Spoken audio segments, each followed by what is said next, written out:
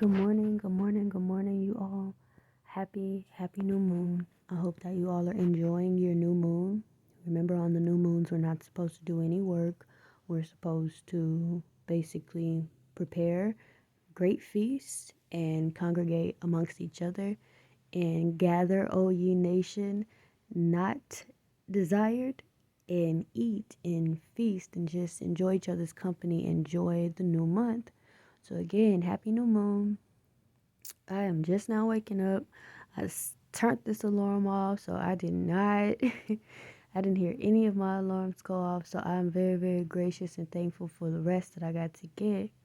You all, I had some pretty amazing dreams. I never tell you all about my dreams because this is not the place for that. There are some people that's what their whole platform is for. I don't do that.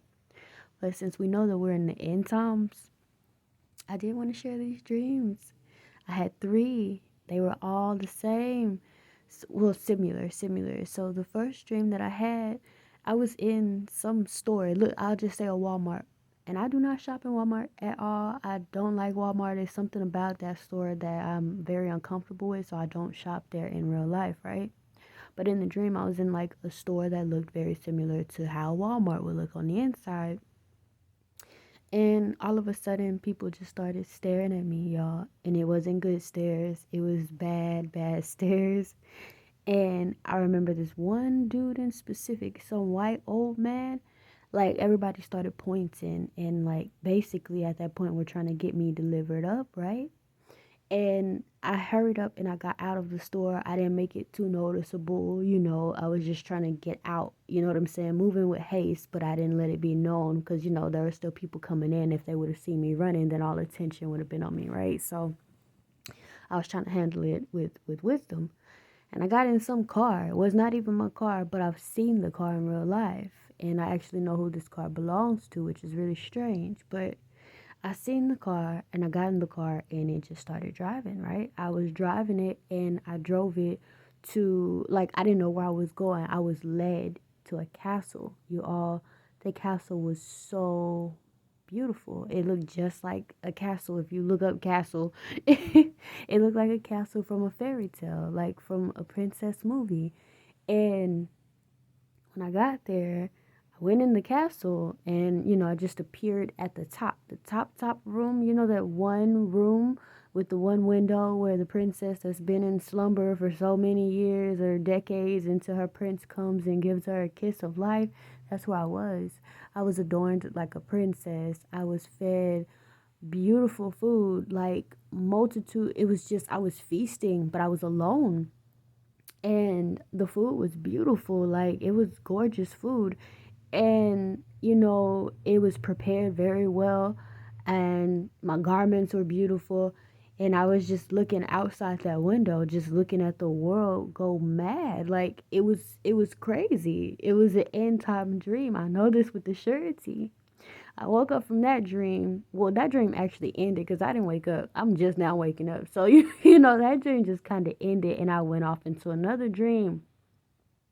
This dream was the same, you all. There were people trying to convict me of crimes. Like, they were trying to say that I was doing really bad crimes, like murdering people. And I know I wasn't murdering nobody. You know what I'm saying? In the dream, I already knew what the case was. I knew it was because we're heading into those days where we will be handed up to be afflicted. We will be delivered up to be afflicted, right? Until the end comes, right? Then we'll get our salvation. But anyhow, this particular dream, I was being like accused for murder and stuff like that. They were even trying to, I got to a point where they tried to book me into some prison. But I got out of the prison. Like, I don't even remember how. It was just like I appeared out of it. I remember being in a line and it was like the scene was so grim. It was just dark. It just felt really scary. But I wasn't scared. It was like I was looking around, like looking for a way out. And I just appeared out. And in my appearing out, there were three people that saw me in specific. It was this little girl and a man and I believe a woman. I don't remember how the woman looked, but I remember how the man and the little girl looked. And I was walking into this house where it was a lot of Hebrews. They didn't know that they were Hebrews. They were like our lost brethren, right? Israel, that's not all Israel. and they were just having this big party, and they were drinking, feasting, like hood, you know what I'm saying, barbecue. It was a barbecue. That's what it looked like. But they were all chilling, and I just walked in. I didn't ask nobody. I just walked in. And when I got in there, since the little girl and the man and the woman saw me and they were watching me while I was walking in, I asked them, I was like, are y'all going to tell them what's going on? Because, if they knew, if the multitude that was in there partying knew, they would have delivered me up. It's just like I felt it in the dream. I knew it. And so the little girl, she was like, no, I'm not going to tell. Right? These were all Hebrews. All of them were Hebrews. It was just they did not know who they are. So the little girl, she looked like she could have actually been mixed with his, with Issachar and Yahweh. So she was probably black and Mexican. She was really, really pretty. I just remember her. She looked like she was like really not concerned about what was happening to me. It looked like she was very happy to see me, that I had gotten away. So when I asked her first, I was like, are you going to tell? And she was like, no. And I asked the man and the woman, and they both said no. And I left, I kept going. I walked through the party, but, I wasn't walking with haste, so I wouldn't cause any attention to be on me. I was just walking like I know where I'm going. And while I was walking, this little baby came, wanted me to pick the baby up, and like a small little baby, I just think that was really spontaneous part of the dream. But it was a little baby that stood there, like she was just learning how to walk, and she fell, and I stopped to pick her back up and stand her on her feet, and I kept moving. And everybody smiled when they saw that happen, and just kept going about what they were doing. And the scene changed, like I was exiting the party into another room or another area. So I was still in the same place, but it was like it changed. I ended up in a castle again, you all. This castle was gorgeous. It was beautiful. It was like, I suppose, what we would call Victorian. And I saw a room that had like it was like, that window and the little balcony with a baby's bassinet on it, and a cute rocking chair. And I was looking, I didn't want to go in there because I felt like somebody was probably in there. But at that point, I knew I was not like in the same place anymore. I was like in another country type stuff. And I ended up in another castle. And, the people that were trying to deliver me up were like, they saw me in there, but it's like they didn't have access to that castle. And I can't explain it. The castle was gorgeous, you all. And I woke from that dream. And I came into another dream.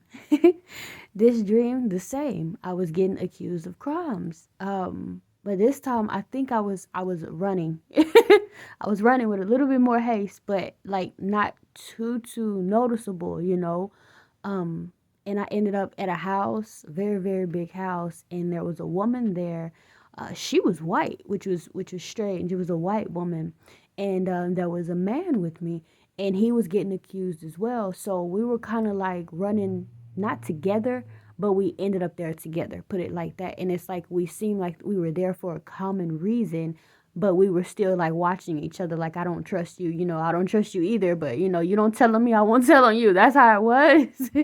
But it seemed like he had a relationship with the woman, not like an intimate, but he knew her, and she did not like me. But the fact that she knew he was in trouble, she wasn't going to say anything about me being there, because if they found out that I was there, they would have found him as well. So I just woke up from that dream. That's the one that I just woke up from. I just thought it was pretty cool, you all, because I've been having numerous end time dreams. Some a bit more I don't know, just like more mind blowing than many. But these in specific really blew my mind, because I ended up in castles in two of them, but in all three I was being accused of crimes, and I got away. And it wasn't even me getting away. It was just like I was being placed where I need to go, and I got away.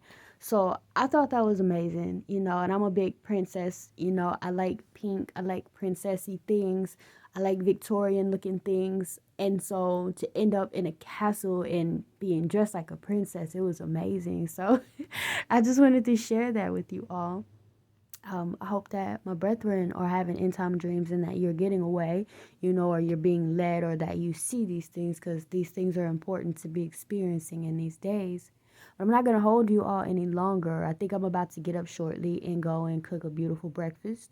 So I hope that you all enjoy your new moon, that you have ceased work and that you're relaxing. And if you are an Israelite of flesh and spirit, and you have another Israelite of flesh and spirit to be around to enjoy this day with, please enjoy the day, my people. But as always, repent, for the kingdom of heaven is at hand. Never cease prayer, bind and loose, and always live ready. I'll talk to you all as Yahweh wills.